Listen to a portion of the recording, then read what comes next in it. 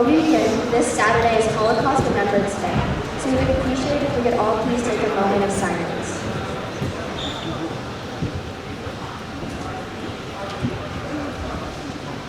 For students who are new to Saratoga High School, Speaker for Change is an event organized by our committee where we speak out about our experiences to build community and strengthen support systems within our school. Speaking about mental health is a very difficult task, and today we want to emphasize that we appreciate you for sharing your experiences and that it's okay to ask for help. We are here for you and each other. If you look around at your fellow peers on campus at Saratoga High School, we all face tremendous pressure and stress within our lives. And mental health is an obstacle so many of us students face and struggle with. This year, we really want to focus on supporting each other and help lift each other up through working through these obstacles. We want to focus on overcoming many roadblocks life throws at us and to remind ourselves of the people who can fall back on when life gets challenging. This is why we are highlighting this year's theme to create your own wave, and this idea of regaining a feeling of control in one's life and that there's no positivity behind it.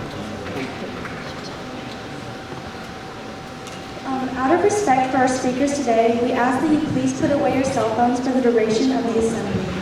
We will begin today with our amazing tech commission who put together a video reiterating our theme in today's assembly.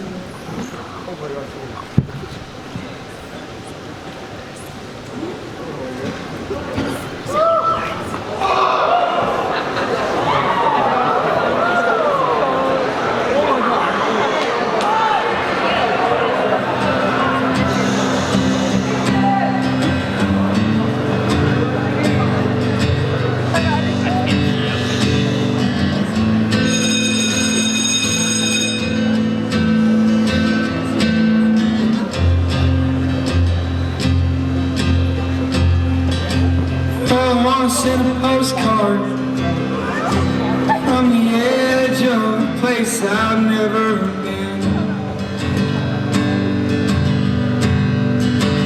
And I wanna make love hard under the stars in the back of a beat up OK-10. And I wanna love a girl who doesn't worry about pictures when we kiss. Wake up one day and not be so hip and miss. Lay in bed all day and call.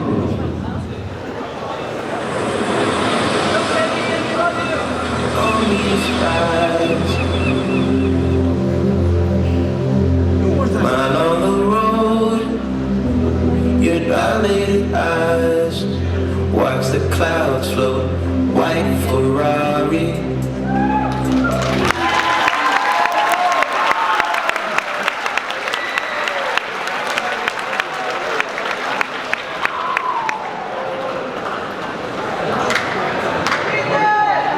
Did you see Miss Cochran was here? She is? Our first speaker, She was here, I saw her. will talk about how his upbringing has altered his learning mentality and the importance Yeah, but she was here, I saw her. loving Just as I was walking in, she was there. She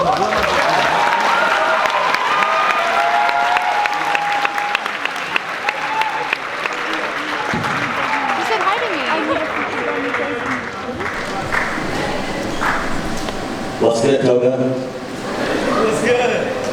A lot of you may know me, but for those of you who do not, I'm Aiden Chen, and I'm so excited to be speaking to you today. I'm a junior here. I'm on the baseball team, a trumpet player in band, and a drum major, the marching band guy who waves his hands around. Speaking of wave, I have a unique experience with creating my own wave. It all started with my mother. She was raised in a culture of competition, where self-confidence could only stem from winning, which didn't work, it never does, and caused her to become very fragile.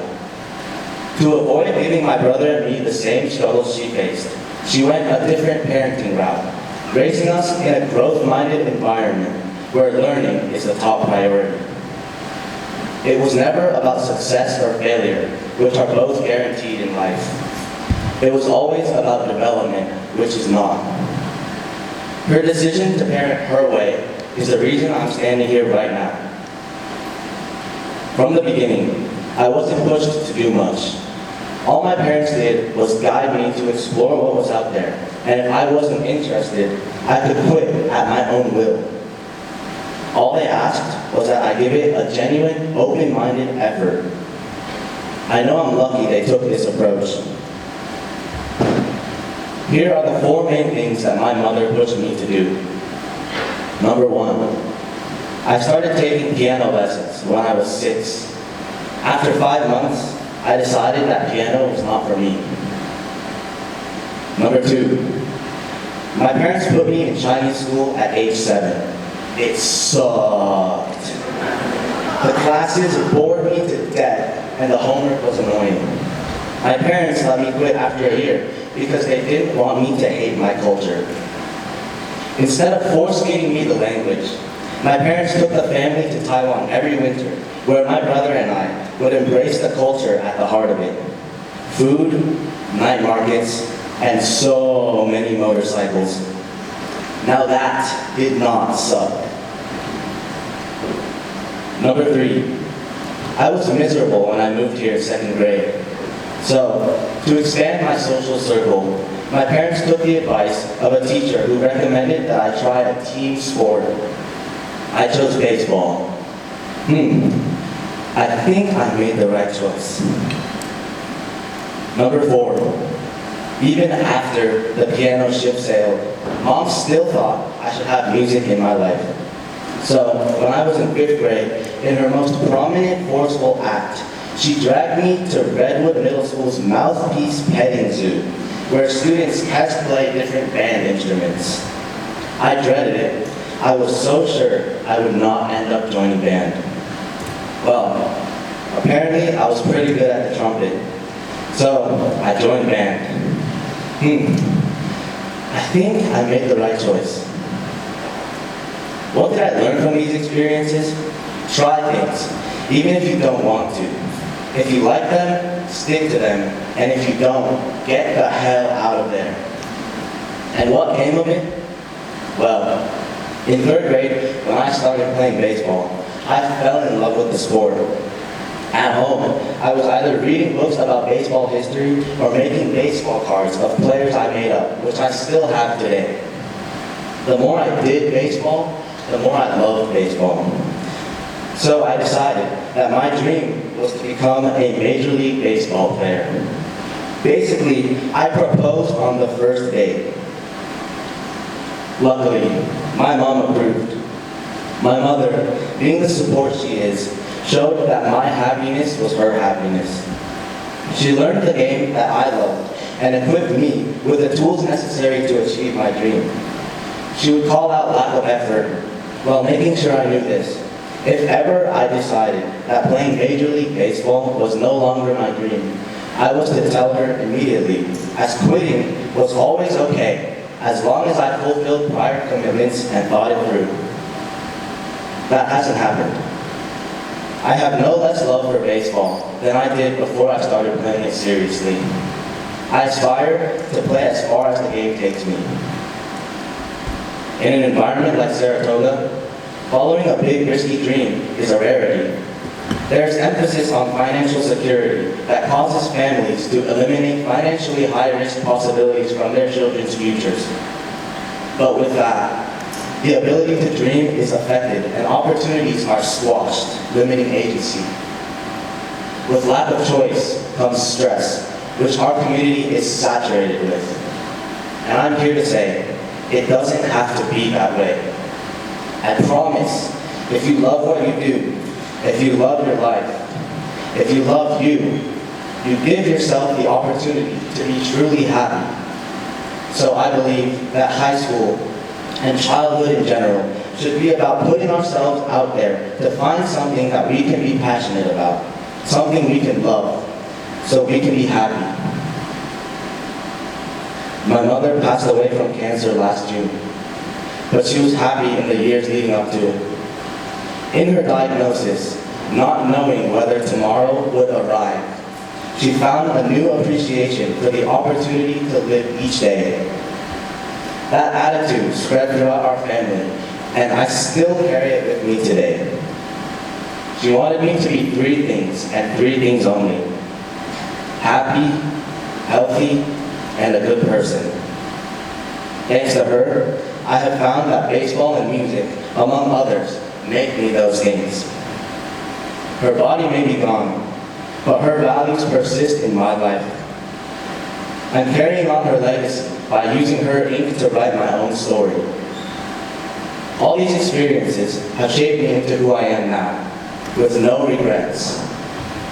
Who am I now? I'm Aiden Chen, lover of baseball, drum major, student athlete, son, brother, teammate, friend, musician, leader, human, but most importantly, I'm me.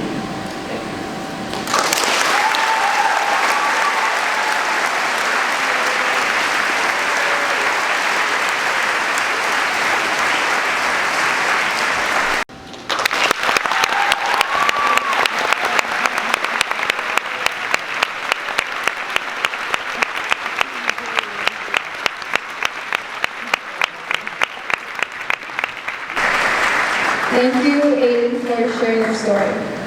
Our next speaker is Angie Chen, who will discuss her journey embracing her fears and insecurities while transcending society's standards and expectations.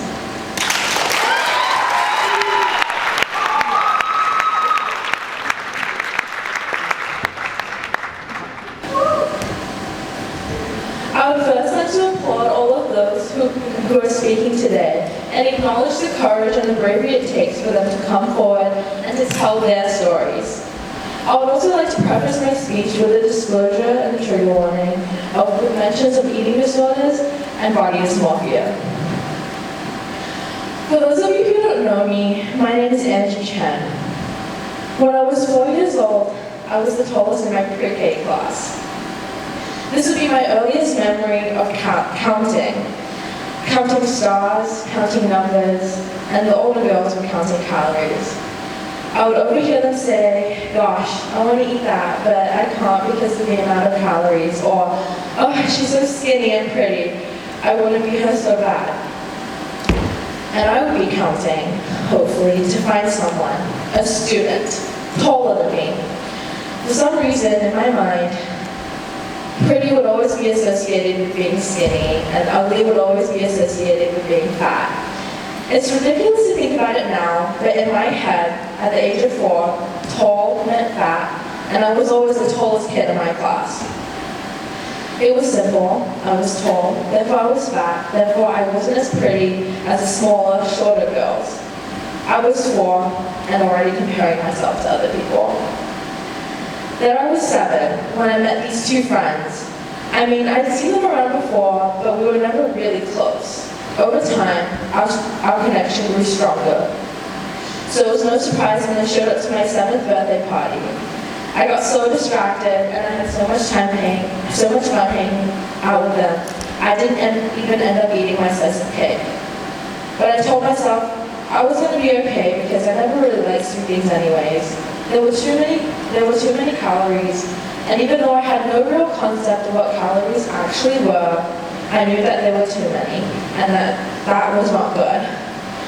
Gosh, I was 7 and counting calories.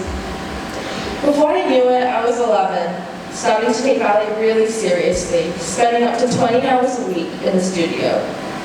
I became obsessed with the way that my body looked and the way that it flowed throughout.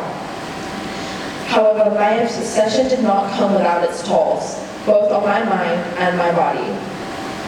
The most damaging part to me, I think, was when the costume ladies would come in and take our measurements. My number always seemed to be the largest one. I was good enough with numbers now to know that I was supposed to be smaller, that maybe cutting off a couple of centimeters around my waist wouldn't make me the only one wearing a medium-sized tutu and would allow me to fit into a small, just like all the other girls. But it was okay. I had my friends there to fuel my mind and to keep me going.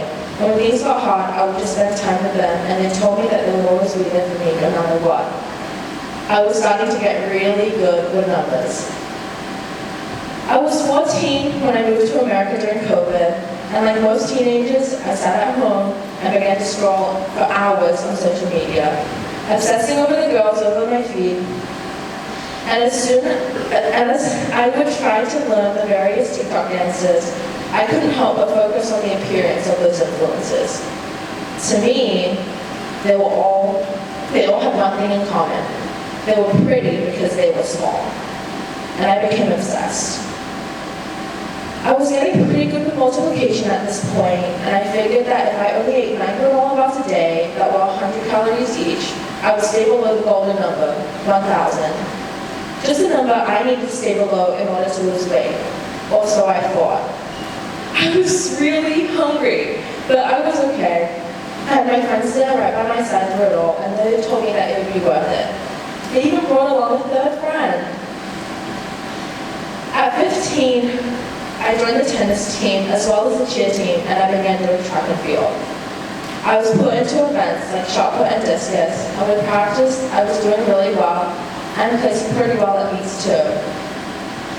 Even during those times where I had messed up and I would beat myself up, my friends would be there to help me. But around 4 meets in, one of the most important people in my life, whether I liked it or not, told me that she didn't like the fact that I was participating in those events. She thought that only a specific body type would be chosen to become a thrower, and that it was shameful that I was chosen. She never failed to remind me every chance that she got. So around 2 weeks later, because I cared so much about her opinion, I went to my coach to tell him that I had to quit, because I couldn't take that criticism anymore. But this coach, oh, let me tell you about this coach. He sat me down and did not let me quit without telling him the real reason why. He knew that I loved the people and the sport, and it was so random that I just quit out of nowhere. I ended up telling him the truth, and he told me something that stuck with me till this day. Something along the lines of, "Kiddo, you can't let other people decide your worth for you." So to all the teachers, coaches, and parents who are in this room, I just want to remind you that your validation and your words matter more than you think. 16 was when I realized that my friends weren't really my friends. They were nice to everyone else except me, and they only existed in my head. They fueled me whenever I felt like I wasn't good enough, not skinny enough, not pretty enough. By the ripe age of 9, I began giving into their pressures. I was starving myself. I was eating less at first, then skipping meals. Then I was eating little to nothing for weeks on end. And when people started noticing, I came up with a new strategy to hide it better. I began eating regularly like I was before, but it would only be a matter of time before I had to excuse myself from the table and go to the bathroom. I would then stick 2 fingers down my throat and force myself to throw up everything that I had consumed that very meal. There would always be a burning sensation lingering behind. I was eating less and obsessing more over every little inch of my body, making sure that I wasn't bigger or the same than I was the day before. Before I knew it, I was hospitalized. At that moment, I hated myself so much for letting my imaginary friends, whose names were anorexia, bulimia, and body dysmorphia, fuel the fire of the unhealthy obsession in my brain that the important women in my life had ignited. Women whom I looked up to and were supposed to be there for me. Women whose words stuck with me even till now and absolutely destroyed me in every way. And I regret so much for giving them the power to do so. See, the problem with having eating disorders isn't the fact that we don't want to get better. It's only the fact that we have an unhealthy eating habit or unhealthy relationship with food. But it's the fact that we don't want to get better. We don't want to see the number on that scale go up, because the whole point was to be less. And when food seemed like it was the only thing I could control whenever everything else was spiraling, that mindset is always going to stick with you. Obsession with the mirrors, obsession with the numbers, and obsession with other people's physiques.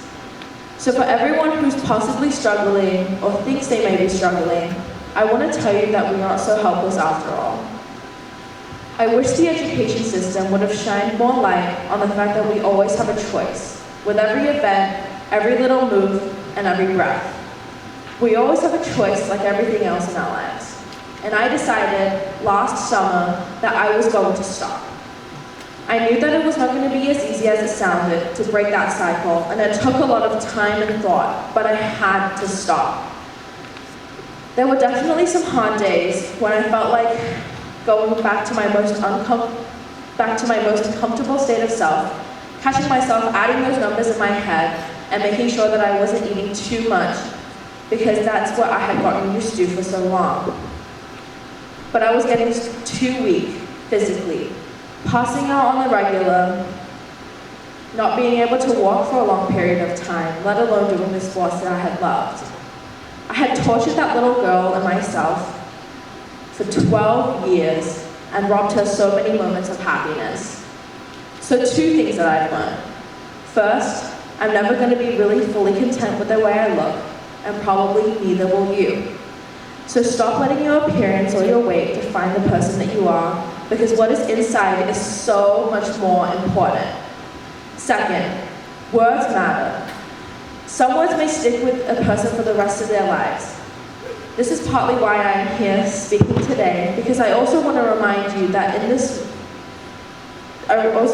everyone in this room to please be careful with your words, because they can impact someone not only in a good way, but in a bad way, and I hope that you choose the latter.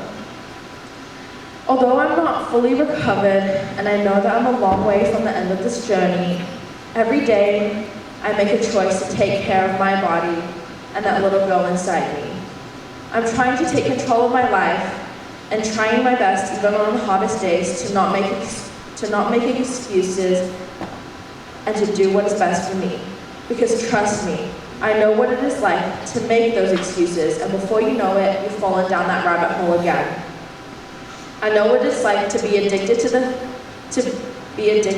feeling and to be in denial. To just easily say, oh, I'm not hungry, or it's okay, I've already eaten at home. However, no one can help you if you don't want to be helped. And I'm right here with you along the way and along your journey of recovery. But just remember that you always have a choice. It doesn't have to be right now or even today. It doesn't have to be tomorrow or next week. But I hope that sometime soon you choose yourself and you choose to get better. Thank you.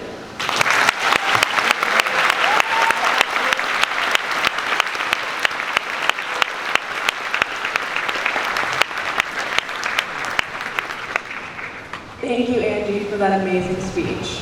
We now have our next speaker, Amy Pan, who is going to speak about how the struggles she faced as a young student altered her perspective on life and how important it is to acknowledge them while also conquering them.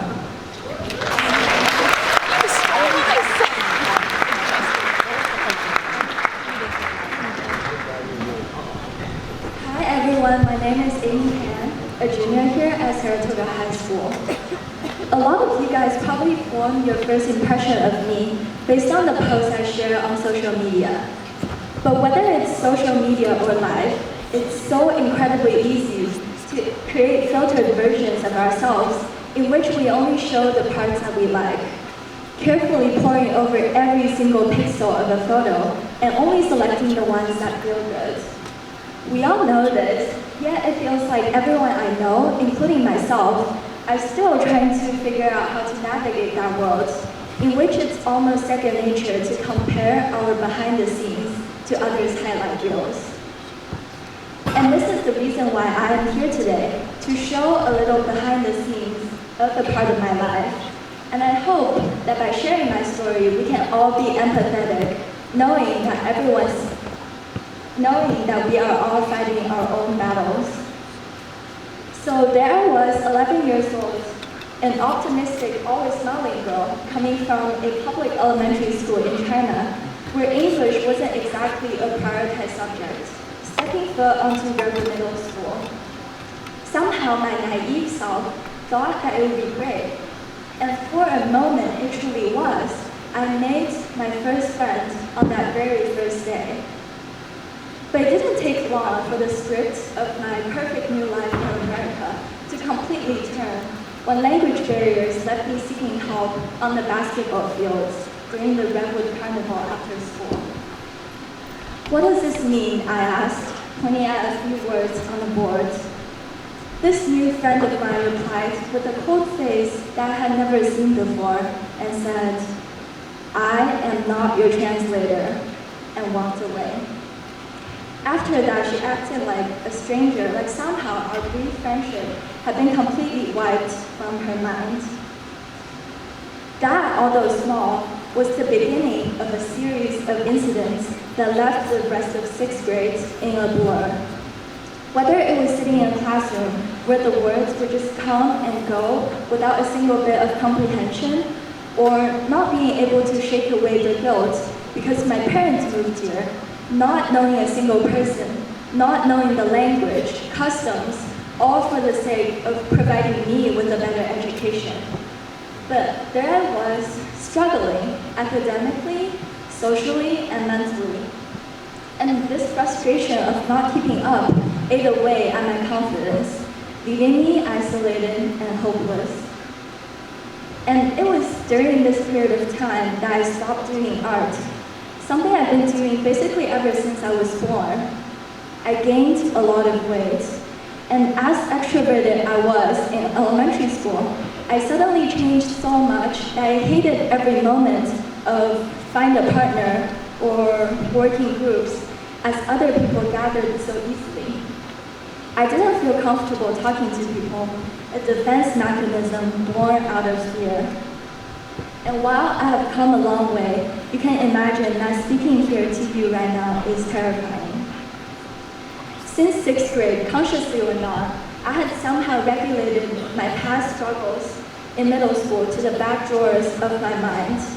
It was almost like I lost that part of my memories. Or maybe it was more like I didn't make any memories in the first place. To this day, I still cannot recall specific details from my sixth grade days, other than the broader strokes. Reflecting on the years gone by, the most crucial realization for me is the power of time. Time may not provide an immediate solution, but it's so important to honor that it takes time for you to process the things that happen to you. Sprinting through life without taking moments for reflection can result in so many missed opportunities for learning. And as Saratoga students, we tend to forget that this is not a race. There is no finish line. And honestly, there is no phase or period of your life that is permanent. So if you are in the middle of a struggle, I think it's important to acknowledge that the way you're feeling right now couldn't last forever, even if you wanted to. Part of this too, which I don't want to romanticize, but there is a part of growing up that is about feeling lost. Sometimes you do have to struggle, feel pain, and lose your way a little bit to determine what you want to stand up for and what you care about. And for me, this was art.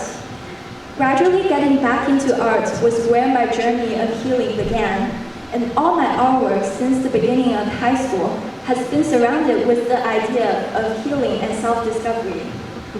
I'm specifically interested in art that requires patience and a lot of meticulous detail as a form of art therapy for myself.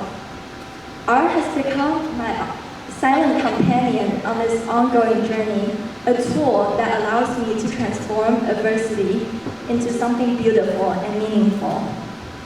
Through art, I was able to learn so much about myself, my emotions and experiences in a way that I couldn't through words alone.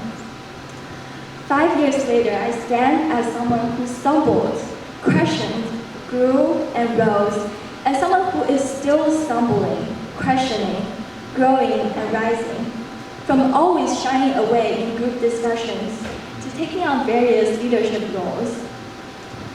I've come a long way in overcoming my struggles with communication, confidence, and purpose. However, this progress was only made possible because my struggles helped me identify areas that needed improvement.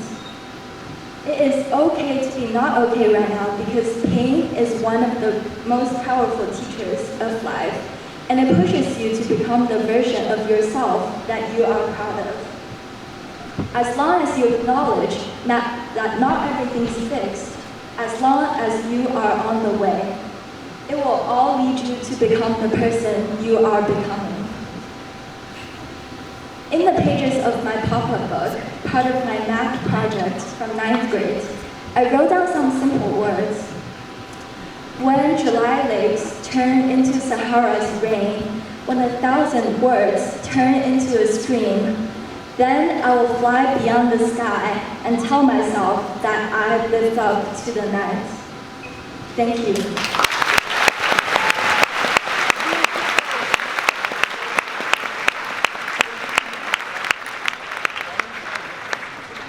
Thank you, Amy. Last but not least, we'll have Ms. Nakamatsu speak about her past and how she reevaluated the importance of finding, accepting, help, and persevering.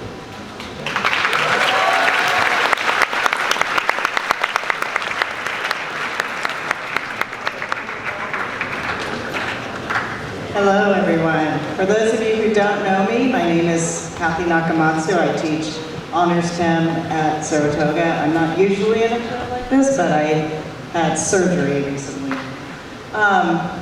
I'm here to share a story about how asking for help was monumental in my ability to move forward in my life. Get through it, I'm crying. I always tell my students, you are not a failure to ask for help. Sometimes I need to take my own advice. In early 2000, my fiance of 1 month was diagnosed with a rare form of cancer called multiple myeloma. At the time, I lived in Cameron Park, about 100 miles from Jason. I left my job to be Jason's full-time caregiver and eventually his wife. We hobbled along and rode the roller coaster of cancer treatment fairly well for the first couple of years. If you've ever had a family member with cancer, you know what I'm talking about. There are good days and there are bad. Sometimes everything was going well, and then we'd get some bad news that would send us reeling backwards. Jason liked to refer to these moments as speed bumps. They slowed us down, but they didn't stop us from doing things. I like this point of view. After about a year of treatment, he went into remission and even returned to teaching. He was only part-time, but was thrilled to be back in the classroom.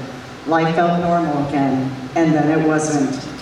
After about a year of remission, we learned that Jason had developed acute myeloid leukemia.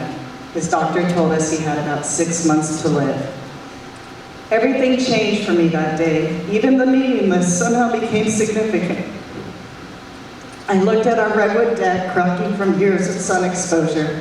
When Jason was well, I had asked him to fix it, but he hadn't. Now that Jason was sick again, it would be my responsibility. I saw an overgrown lemon tree desperately in need of pruning. That would be my job too. Like a tidal wave, grief engulfed me and I had to sit down, tears streaming down my face. I stayed there for a while, wondering whether I should tell him. I decided I couldn't, that it would only make him feel guilty, not better. So I chose to keep my pain inside and pretend that everything was okay. But that facade quickly crumbled. I needed help. I needed therapy. Therapy was a place where I could talk openly about what I was going through without judgment. I could put on a strong face at work and for Jason and then dissolve into tears in Dr. Summers' office. But at first, I wasn't sure if therapy was right for me. I wanted someone to just tell me what to do, but her approach was different. She asked questions and expected me to figure out the answers. One session I remember happened about 6 weeks after Jason died. I had just returned to work. "So how was your week?" she asked. "It was okay. I'm getting tired of people asking me how I'm doing." "Why's that?" "Well, they ask me how I am and then walk away before I even answer. Sometimes I just want to tell them the truth and see how they react. And the truth is that I go home every night and cry, that it takes all of my strength just to get through the day." The tears were flowing freely now. They don't want to hear it. Maybe I should do what a friend suggested. Just tell them I'm fine. Effed up, insecure, neurotic, and exhausted. She thought it was a great idea, and it worked. Everyone was happy and got what they wanted. I continued to see Dr. Summers for the next 2 years as I struggled to figure out how to move on with my life after Jason died. In one session, I decided to make a to-do list for closure. This was a list of activities that Jason and I had enjoyed doing together, but I was afraid to do alone. 20-something years later, it's hard to remember every item, but I do remember things like eat dinner by myself, see a movie by myself, go on a trip by myself. At the time, I felt that if I could complete the list, I could find closure and begin a new life on my own. It took me a few months to do everything. The solo trip was the last and final item, and also the hardest to do. There were so many factors to consider, and Dr. Summers helped me work through the details. Soon afterwards, I saw Dr. Summers again. I'm almost done. You've completed your list, she said with a smile. How does that make you feel? I waited a while before answering. Happy, proud of myself, but I'm a little scared too. Scared? What are you scared of? I thought about the reasons I had made the list. Getting closure, moving on. Because this means I'm supposed to be free now. I've accomplished everything. What do I do now? The great unknown scared me. You should be proud of yourself, Kathy, Dr. Summers said. What you did wasn't easy. You've accomplished so much, and soon I don't think you'll need to see me anymore. At the moment, those last 9 words filled me with dread. Not need her anymore? That wasn't the point of completing the list. But in the end, she was right. About 3 to 4 months after this session, I started dating again. It wasn't easy. There were definitely ups and downs as I re-entered the dating world as a 34-year-old widow. But I ended up getting married again to my best friend. Years later, I can reflect on this with more clarity. We all need help at different times in our lives and for different reasons. Accepting help is often difficult too.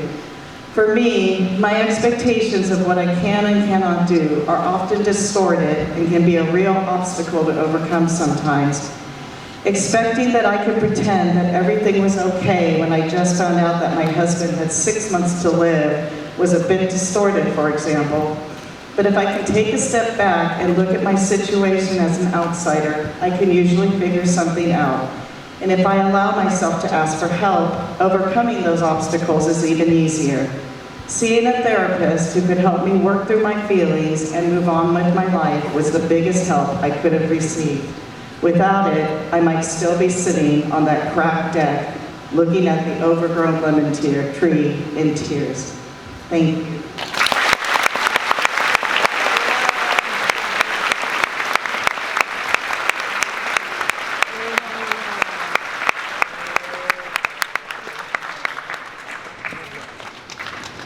Thank you, Ms. Nam, for your words today.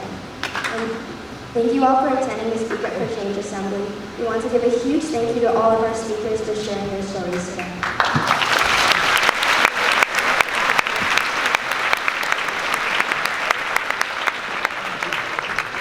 We admire your courage to speak out, and you have truly inspired our campus. And finally, I would like to please welcome Ms. Shoba and the Wellness Center.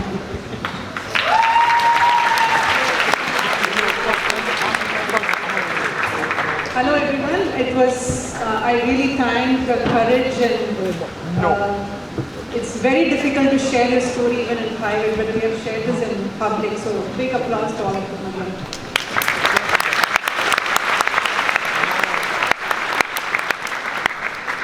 I'm Shoba, Ms. Shoba. My pronouns are she, her. I'm a therapist at the Wellness Center, and like Ms. Nakatsu said, we have in-house support for all of you, whoever might need support.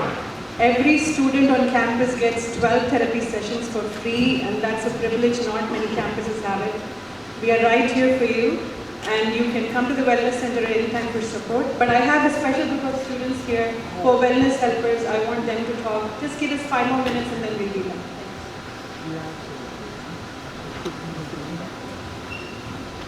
Hi, I'm Hasika and I'm a junior wellness helper. As volunteers, we are a group of students to help who advertise and maintain the wellness center. Hi, I'm Patrick Keogh, a sophomore wellness helper. We also plan and advertise all the events that are sponsored by or take place at the Wellness Center. Our main job is to make sure that everybody is aware of the great resources available at the Wellness Center and that they never have to keep their struggles a secret. Now, the rest of us will introduce ourselves. Hello, my name is Charlotte. Hi, I'm Anusha, I'm a junior. Hi, I'm Mika. I'm Neil and I'm a senior. I'm Hannah, I'm also a senior. Lena, I'm also a senior. I'm Joyce, I'm a sophomore. And I'm Maida, I'm also a senior. The students actually, they're a lot more, but there's also Aiden who actually is a lead of sources of strength. We have several support systems here for you on campus. I hope you're able to come and join us. Thank you so much.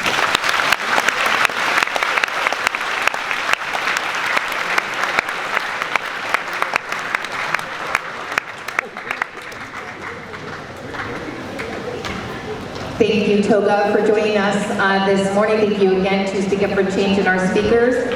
Have a fantastic day, everybody.